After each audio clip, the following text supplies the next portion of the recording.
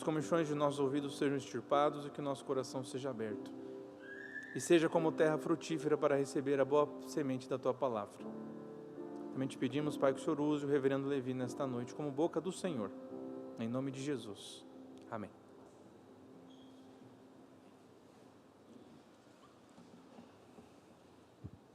Vamos abrir nossas Bíblias no livro do profeta Ezequiel, capítulo 37.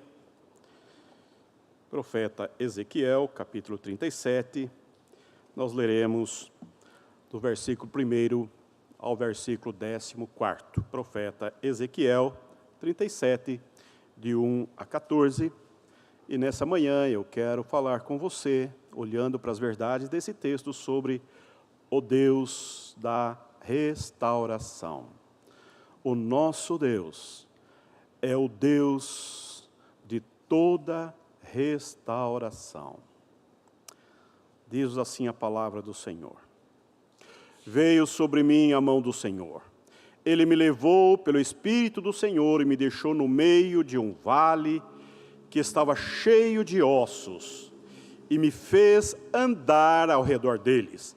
Eram muito numerosos na superfície do vale e estavam sequíssimos. Então me perguntou: Filho do homem, acaso poderão reviver estes ossos? Respondi: Senhor Deus, tu o sabes. Disse-me ele: Profetiza a esses ossos e dize-lhes: Ossos secos, ouvi a palavra do Senhor. Assim diz o Senhor Deus a estes ossos: Eis que farei entrar o Espírito em vós e vivereis. Porei tendões sobre vós, farei crescer carne sobre vós estenderei pela pele e porei em vós o Espírito e vivereis. E sabereis que eu sou o Senhor. Então profetizei segundo me for ordenado. Enquanto eu profetizava, houve um ruído, um barulho de ossos que batiam contra ossos e se ajuntavam, cada osso ao seu osso. Olhei, e eis que havia tendões sobre eles, e cresceram as carnes, e se estendeu a pele sobre eles, mas não havia neles o Espírito. Então ele me disse: Profetiza ao Espírito, profetiza ao Filho do Homem, e dize-lhe: Assim diz o Senhor Deus: Vem dos quatro ventos, ó Espírito, e assopra sobre estes mortos, para que vivam. Profetizei como ele ordenara, e o Espírito entrou neles, e viveram, e se puseram em pé, um exército sobremodo numeroso. Então me disse: Filho do homem, estes ossos são toda a casa de Israel. Eis que dizem: os nossos ossos se secaram, e pereceu a nossa esperança, estamos de todo exterminados. Portanto, profetiza e dize-lhes: Assim diz o Senhor Deus: Eis que abrirei a vossa sepultura, e vos farei sair dela, ó povo meu, e vos trarei à terra de Israel. Sabereis que eu sou o Senhor, quando eu abrir a vossa sepultura, e vos fizer sair dela, ó povo meu. Porei em vós o meu Espírito, e vivereis, e vos estabelecerei na vossa própria terra. Então sabereis que eu, o Senhor, disse e o fiz, diz o Senhor. Bondoso Deus, que tempo bom o Senhor nos proporciona nesta manhã. Nesse culto em que já prestamos-te louvores, e oramos, e lemos a tua santa palavra, e as crianças e o coral elevaram hinos de louvor ao teu nome. E agora, Deus, com esta palavra do Senhor aberta ante os nossos olhos, que tempo bom. Abra os nossos entendimentos, Senhor. Destampa, ó Deus, os comichões dos nossos ouvidos, para ouvirmos a tua palavra nesta manhã, uma vez mais. Já falaste conosco de tantas formas, queremos ouvir-te uma vez mais nesse texto. Oramos, ensina-nos, mova-nos, desperta-nos, reavives em nós a tua palavra, em nome de Jesus. Amém.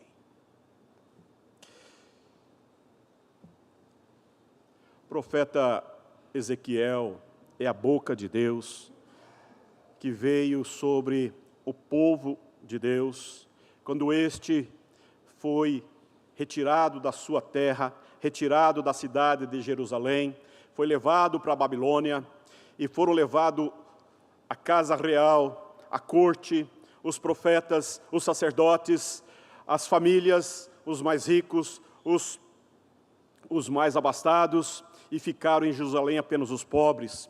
E Deus colocou o profeta Jeremias a ficar em Jerusalém, animando o seu povo. E os que foram deportados para a Babilônia, foram para lá desertificados, sofrendo uma grande tragédia no peito, uma grande dor no coração, porque eles estavam deixando as suas casas, deixando a sua cidade, deixando os seus negócios. A vida parou, a vida para eles cessou, agora eles se tornaram escravos. Aquele povo que Deus caminhou com eles no deserto, aquele povo que Deus estabeleceu a linhagem de Davi, agora tudo o que Deus havia feito parece que está sucumbindo no mar das impossibilidades. Vem as conspirações do inferno sobre a alma do povo de Deus, e esse povo agora sente-se abandonado, totalmente desprotegido, estão agora opressos sob o poder do grande rei Nabucodonosor na Babilônia. Como nação, o futuro é incerto. Como famílias, não saberiam se voltariam, os seus filhos voltariam um dia para a terra prometida. Meus irmãos, minhas irmãs, é nesse contexto que Deus abre a boca. É nesse contexto que Deus fala. É nesse contexto que Deus comunica. É nesse momento de dor, de dificuldade, de prejuízo, de escassez, de falta de esperança, com a dor lancinante na alma, o povo desesperançado começa então a ouvir a voz de Deus. Deus não abandonou o seu povo, Deus não deixou a própria sorte o seu povo, pelo contrário. É um duro castigo que Deus está impondo àquela geração, por conta de todos os seus pecados. Mas Deus suscita o profeta Ezequiel, que era sacerdote. Esse homem vai para a Babilônia e lá ele fala, ele é a boca, ele é a voz, ele é a palavra de Deus no meio do povo. Meus irmãos, esse é um dos textos mais absurdos e chocantes na Bíblia. Nem Spielberg imaginou uma cena tão dramática e ao mesmo tempo gloriosa como narrada nesse texto. É algo maravilhoso. Mas se trata de um assunto muito, mas muito sério, e eu diria urgente. É necessário na vida cristã, quando nós olhamos para esse texto. Deus, numa visão, leva o profeta Ezequiel a este vale de ossos. E esse vale de ossos são ossos secos, sequíssimos. A cena do vale de ossos secos é muitas vezes o retrato de uma família cristã. É o retrato de uma igreja. É o retrato de um crente. É possível que haja a igreja, a família, você, é possível que estejam num processo lento ou talvez acelerado de apostasia, de abandono da verdade, de frieza espiritual, de morte espiritual. Eu fico pensando, quantas famílias estão sucumbindo a esta cultura materialista consumista, desumanizadora sem Deus. Pessoas que se desviaram, pessoas que abandonaram a verdade, pessoas que perderam no coração o primeiro amor. Jesus, no Sermão do Monte, chama atenção para o fato de que há pessoas que mantêm nos lábios a confissão, no coração algum fervor, mas já abandonaram o compromisso do primeiro amor. Já abandonaram o Evangelho. Porque Jesus vai dizer no dia do juízo, muitos vão dizer, Senhor, Senhor, porventura não fizemos milagres em teu nome, não profetizamos, não expelimos demônios. E Jesus vai dizer palavras duras, apartai-vos de mim, vós que praticais a iniquidade, eu nunca os conheci. Veja, meu irmão, que embora havia confissão do senhorio de Cristo e fervor, porque Senhor, Senhor, não havia vida, não havia. Jesus olhou para a igreja de Sardes, conforme Apocalipse capítulo 3, e disse, eu conheço as tuas obras, tu tens nome de que vives, mas estás morta. Quantas vezes a vida espiritual está ausente na sua vida, na rotina da sua família, dentro de casa. Ô meu irmão, ô minha irmã, nós precisamos de vida, não de religião, não de processos religiosos. É desejável que a vida cristã seja cheia de vida, robusta, cheia de vigor. E eu queria ver com você nessa manhã algumas verdades desse texto, porque nós estamos nos preparando para a celebração do centenário da igreja. E este ano nós estamos trabalhando sobre a ideia, sobre a temática, semeando e colhendo. Semeando e colhendo. E você já nos viu aqui pregar alguns sermões que nós desafiamos você a pensar sobre a semeadura em Deus, para que a colheita seja favorável. E esse texto desperta o meu coração, uma vez mais, nesta semana, para provocar a sua espiritualidade, provocar o seu coração, quem sabe alfinetar a sua consciência, para aquilo que é fundamental, para aquilo que é exigente, é basilar, são fundamentos básicos para uma relação de vida com Deus. E esse texto é extraordinário, porque Deus fala de coisas mortas, de gente morta, desesperançada, angustiada, desalmada, mas Deus fala da sua palavra, Ele vem com a sua palavra, Ele vem com o seu poder. E eu quero falar em primeiro lugar, a necessidade da intervenção sobrenatural de Deus na tua vida, na tua família, na nossa igreja. Nós temos essa necessidade da intervenção sobrenatural de Deus na nossa vida. Porque veja o texto, um vale de ossos secos não pode por si mesmo restaurar. Isso significa que a morte está presente, não tem apetite. Um morto não pode ressuscitar a si mesmo. Um morto só pode receber vida por ação de fora, sobrenatural, divina. Só Deus pode trazer um despertamento, um reavivamento espiritual para a tua vida, para a tua casa, para a nossa igreja, para a tua alma. Esta é uma necessidade vital. Segundo lugar, o Senhor nos desafia a crer. Crer. Veja a pergunta que Deus fez ao profeta no versículo 3. Olha lá o texto. Então me perguntou, filho do homem, acaso poderão reviver estes ossos? O profeta poderia dizer, Deus, é impossível isto, impossível. Este caso é um caso perdido. É uma causa sem solução. Este é um problema irremediável, não tem remédio para isso. Não tem cura. Não tem solução. Ele poderia ter dito qualquer uma dessas palavras. Mas o profeta, ousada, corajosa, tementemente, ele vai dizer: Senhor, Tu o sabes. Tu o sabes. Se Deus quiser, meu irmão, se Deus quiser, minha irmã, a cura para nós.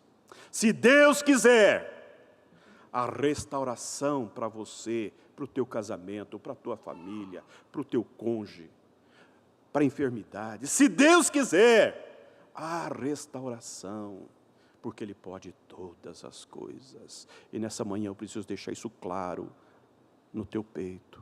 Se eu pudesse abrir a tua mente e inculcar essa verdade, nós precisamos crer no poder sobrenatural do Deus em que cremos, o Deus que é autoexistente, o Deus que é cheio de poder e glória, o Deus que poderosamente derrama graça e amor sobre o seu povo, como é o caso desse texto.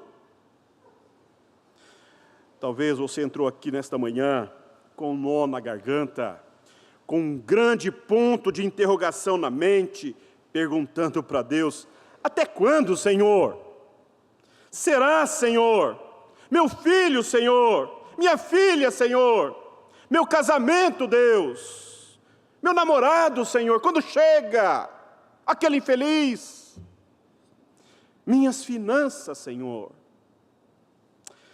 Talvez você olhe para dentro de você mesmo e perceba aquela aridez no seu coração, aquela aridez de bons pensamentos, aquele vazio no peito, uma desertificação na alma, um vazio, um buraco no peito.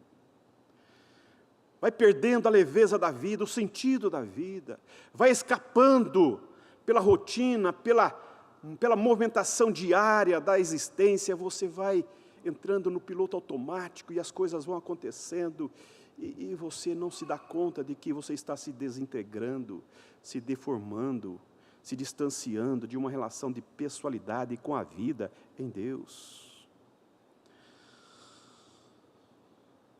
E se aperceba em um grande e terrível cemitério.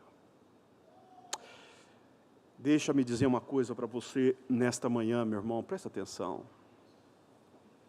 O pior cemitério não é aquele onde nós deixamos os nossos mortos. Esse não é o pior cemitério. Mas o pior cemitério é este que carregamos conosco, que nos consome, que nos maltrata, que traz prejuízo, que traz uma desertificação na alma, uma incompreensão e um prejuízo nos pensamentos e um purulento coração, apodrecido coração, que vai perdendo o vigor, a leveza, a graça, perdendo de vista o sopro da vida. Isto é um terrível cemitério, que pesa na alma, que faz encurvar o desvalido. É desejável, meu irmão, é desejável, minha irmã, que você enfrente esse cemitério, que você carrega aí no teu peito. É incrível como pessoas que perderam a leveza da vida, a graça, a singeleza das coisas mais simples, as pessoas vão perdendo essa graça. Já não olham a natureza, já não tem tempo para brincar com o filho, para aproveitar o desenvolvimento do filho, do neto. Está tão envolvido com tantas tragédias, com tantas dores, com tantos ressentimentos, com tantas mágoas, com tanto medo do futuro. Está ensimesmado, encruado, olho para esse texto e Deus fazendo essa comparação com aquela geração como um vale de ossos secos, e diz o texto que eles são sequíssimos, embora o povo estava lá, tocando a vida, casando, gerando filhos, a vida passando, mas a alma desértica. Oh, meu irmão, minha irmã, acorda, acorda. Nossas respostas devem e podem ser: Deus, Deus, se tu quiseres, tudo te é possível. Você crê nisto? Você crê nesta verdade?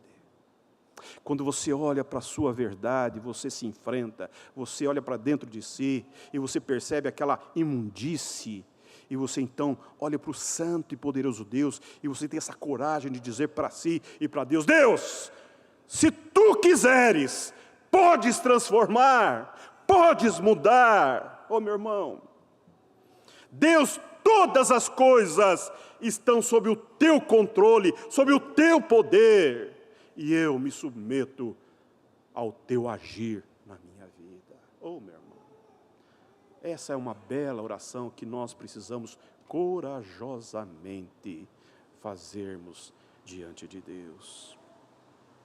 E esse texto também nos apresenta os instrumentos de Deus para a restauração, os movimentos de Deus para revitalização, para trazer vigor, para trazer vida, para trazer leveza na alma, para restaurar o seu povo. Em primeiro lugar, o instrumento que Deus utiliza é a sua própria palavra, é a palavra de Deus. Veja o versículo 4.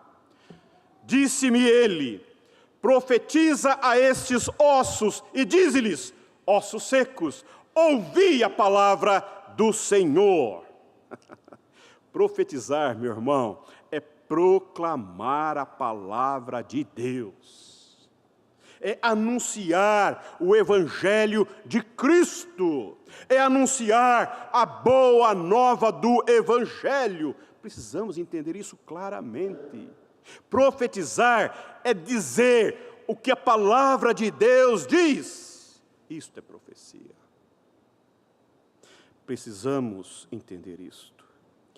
O que nossos filhos precisam não é de autoajuda, não é de palavra positiva, que seu cônjuge está necessitando. A palavra humana não tem poder coisíssima nenhuma. Me perdoe dizer isso para você, parece uma ofensa um pastor dizer que um marido falando coisas bonitas para a mulher não tem poder. Óbvio, mas eu não estou falando disso. Eu estou falando de uma palavra que entra na alma, que divide, junta, medula e transforma e renova e faz e refaz e traz vida no meio do caos. Que traz vida onde há morte, que oxigena o coração, que trata a alma, que ajusta o pensamento. É a palavra de Deus. Não é autoajuda. Não se trata de levar pessoas a acreditarem em artifícios místicos. Vocês estão entendendo o que eu estou dizendo para vocês nessa manhã? É a palavra de Deus. Eu não estou vendendo uma ilusão, meu irmão. Não. O que Deus tem feito na minha vida, eu sei quem eu sou. Quem está falando para vocês é um pobre, miserável pecador que vive essa realidade, essa verdade. Não estou oferecendo algo que a Bíblia não oferta. Eu estou falando da palavra de Deus. É a palavra do Deus vivo, do Deus eterno. E essa palavra eterna não muda. Não muda. O que Deus falou àquela geração, Ele continua a falar à nossa geração. É o mesmo Deus, é a mesma palavra. Essa coisa mais maravilhosa desse Deus que visita o seu povo em todas as gerações. Quando Jesus, caminhando em direção à cidade de Naim, ele se deparou com uma viúva indo sepultar o seu único filho. Seu único filho. Tudo o que aquela mulher tinha a esperança dela, o futuro dela. Morreu com esse menino. E toda a cidade Naim saiu com ela chorando, porque o futuro daquela mulher estava em prejuízo. Ela perdeu seu arrimo. Quando Jesus viu aquela mulher, diz que Jesus tocou nessa mulher, abraçou essa mulher. Ele compadeceu-se dessa mulher. Ele foi ao encontro dessa mulher. E ele tocou o morto, ele tocou a criança, ele tocou o menino. E ele disse: levanta-te. E imediatamente aquele menino se levantou. Esse é o Deus que restaura todas as coisas. Porque Ele ama. Porque Ele ama o seu povo. Porque Ele caminha conosco.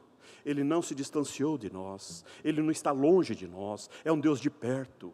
Ainda que nós não o sintamos, ainda que nós não o apercebemos, ainda que nós não o vimos, Ele presente está. Esta é a verdade, porque esta é a palavra de Deus. Deus tem um compromisso com a sua palavra. Quando a palavra de Deus é proclamada com fidelidade, no poder do Espírito Santo, a vida. Os ossos secos são levantados e são despertados, e a vida se manifesta, porque o poder de Deus é a palavra de Deus para a sua glória, para a glória de Deus. Ô meu irmão, você é de Deus, você é para a glória de Deus. Deus resgatou por um grande preço. Deus não nos chamou para termos uma vida capenga, uma vida mais ou menos, uma vida de faz de conta, ou é vida na vida. Por isso que Jesus disse: o ladrão veio para matar, roubar e destruir. Eu vim para que tenham vida, e vida em abundância, e vida com sentido de vida. Nada menos que isso. Hoje e para toda a eternidade. Você crê nisso? A palavra de Deus vivifica. A palavra de Deus é poderosa. Ela penetra, ela chega onde Deus quer que faça, porque o Evangelho é o poder de Deus para a salvação de todo aquele que nele crê. E aí eu preciso dizer para você, meu irmão, chega de entretenimento, basta de cócegas espirituais. Sabe aqueles cânticos que às vezes nós ouvimos no rádio, e a gente fica emocionado, fica, isso quebrantou meu coração. Quando ouve um sermão bonito, puxa, que palavra bonita. Mas depois daquele momento ficou só na emoção. A gente chora, a gente se emociona, mas não desce, não penetra. A terra é árida. É preciso, é desejável que essa palavra desça a alma, suba ao coração, transforme o pensamento e oxigene vida na vida. Sua família necessita de alimento sólido, consistente, palavra viçosa, do maná celestial. Chega de palavras de homens, chega de palha, queremos a palavra de Deus.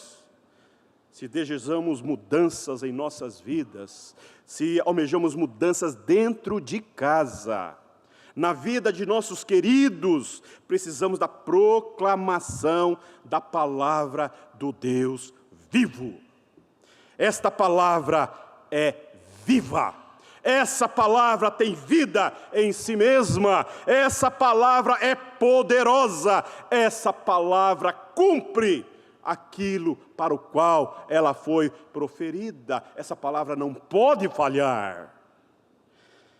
E a palavra que sai da boca de Deus não volta para Ele vazia. Você crê nessa verdade? É a palavra de Deus, meu irmão.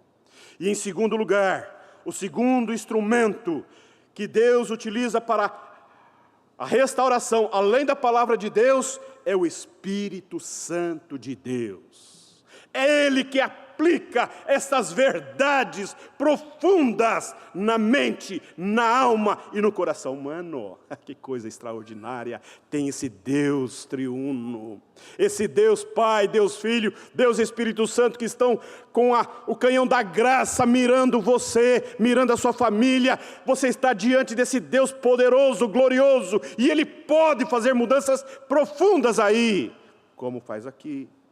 Veja o versículo 9. Então ele me disse: profetiza ao Espírito, profetiza ao Filho do Homem. E diz a Bíblia que quando o Espírito entrou naqueles corpos sem vida, eles se levantaram com vida como um grande exército. É muito importante sabermos que nós necessitamos do Espírito Santo na nossa vida. A igreja, a família, o cristão não pode caminhar sem o poder do Espírito Santo em nós.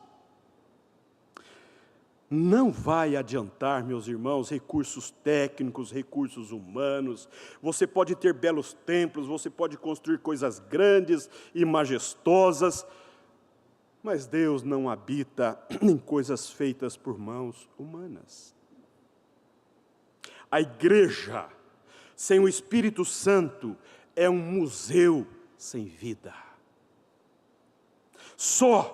Apenas o Espírito Santo de Deus pode gerar vida. O pregador Spurgeon, ele vai dizer a seguinte expressão: é mais fácil eu acreditar que um leão pode se tornar vegetariano do que eu acreditar que uma vida sequer pode ser salva sem o poder do Espírito Santo de Deus. É o Espírito Santo que convence o homem do pecado, da justiça e do juízo. É o Espírito Santo que tem o poder de abrir os olhos da alma. Ele pode iluminar a sua alma, abrir o coração, não apenas abrir, mas trocar, tirar um coração de pedra e colocar um coração de carne, de converter, de transformar, de modificar as estruturas da volição, as estruturas do pensamento, as estruturas das emoções. O Espírito Santo tem esse poder. Por isso que Deus está falando pela boca do profeta: profetiza ao Espírito Santo a palavra. Só o Espírito Santo tem o poder de santificar, de selar, de prepararmos-nos para encontrar-nos com o Deus da igreja, o noivo, como santa, como igreja com noiva santa, pura e imaculada. Eu preciso dizer uma coisa para você. A boa obra que Deus começou na sua vida, Ele vai completá-la, porque Ele é fiel. O que Ele começa, Ele cumpre os desígnios da tua vida. Ô meu irmão, ô minha irmã, pense sobre isso, sobre os processos de Deus na tua vida. Eu quero concluir minha fala. Nós estamos preparando a igreja para o centenário e nós estamos fazendo algumas reformas. Começamos já o ano passado e esse ano avançamos. Por quê? Porque nós queremos preparar a igreja para que ela seja uma igreja esteticamente bem preparada para essa festa do centenário. Mas de nada adianta nós ficarmos investindo nas estruturas físicas, na pintura, no restauro, na reforma, na manutenção do espaço físico, se aí, no teu coração, na tua família, a palavra de Deus, o Espírito de Deus não está fazendo essa obra. Por isso que eu estou pregando a você nesta manhã, porque eu creio no que Deus quer fazer aí, na tua vida, no teu coração, na tua família, na tua história. Ô meu irmão, presta atenção. eu gostaria de encerrar o meu sermão com 2 fatos históricos. No século XVIII, houve um movimento chamado os Irmãos Morávios. O pietista conde Nicolau von Zinzendorf, quando jovem, estudou na Universidade de Halle. Em uma de suas viagens, se deparou com um quadro. O quadro tinha o nome Esse Homo, em latim, onde Cristo era retratado dizendo as seguintes palavras: dei minha vida por você, e o que você faz por mim? Sensibilizado por essa obra de arte, Zinzendorf passou a se dedicar ao trabalho de Cristo. Em 1722, ele deu abrigo em sua propriedade chamado Herrnhut, Cabana do Senhor. Ele deu abrigo a um grupo de 300 pessoas que estavam sendo perseguidas na Morávia por serem adeptas da sã doutrina pregada pelo reformador João Hus. Em 1727, ocorreu um significativo avivamento, trazendo profunda transformação na vida dos morávios. Eles conduziram uma vigília de oração ininterrupta durante 100 anos, e adotaram a simplicidade como modo de vida, dando grande assistência aos necessitados de sua localidade. Em 1731, eles dão início ao envio de missionários para diversas regiões do mundo. Este homem iniciou um processo que foi um despertamento espiritual que atingiu toda a Europa. John Wesley foi impactado por este movimento quando ele sai do anglicanismo e ele então vai iniciar seu movimento. Ele se depara com este movimento e o seu coração é inflamado pelo poder de Deus. Há relatos de que esses morávios tinham tanto anseio de pregar a palavra de Deus que eles vendiam-se como escravos e iam para os porões do navio fazer com que o navio chegasse às terras onde eles queriam chegar, para ali, como escravos, proclamar o Evangelho de Jesus Cristo. Vida simples, vida piedosa, vida missionária. Houve uma mudança profunda pelo impacto da vida dessas pessoas naquele tempo. O segundo movimento que eu quero falar para você é do século XX, na Coreia do Sul. Entre 1950 e 1953, a península coreana foi colapsada em uma sangrenta guerra que durou 3 anos. 2,5 milhões de pessoas morreram em 3 anos. Os exércitos recrutaram crianças que estavam no 2º grau, meninos de 15 e 16 anos que deram a vida nessa guerra. É uma coisa horrorosa.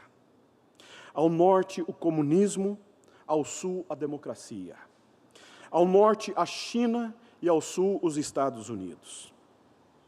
Você sabe como que a Coreia do Sul saiu dessa destruição causada pela guerra? O Evangelho alcançou aquela cultura.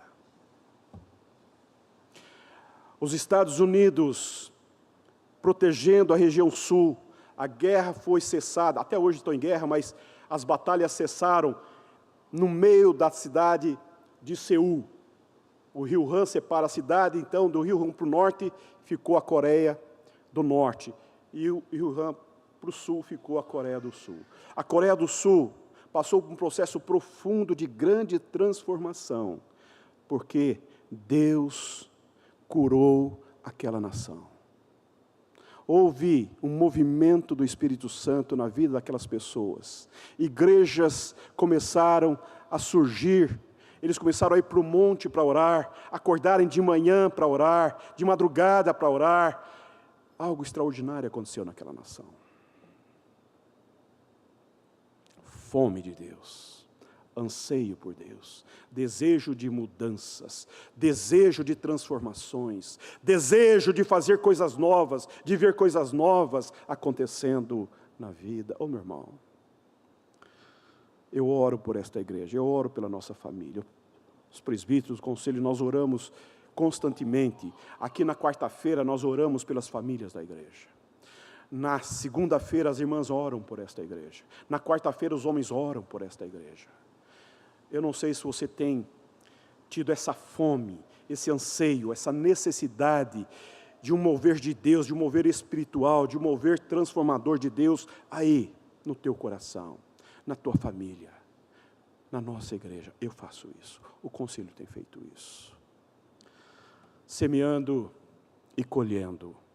O meu desejo é que haja um movimento do céu no nosso meio, para que nós possamos ser encontrados desejosos, famintos de uma relação profunda com Deus da palavra, com o Espírito Santo do nosso Deus. Amém. Convido os irmãos a descerem para nós, então, participarmos da mesa do Senhor.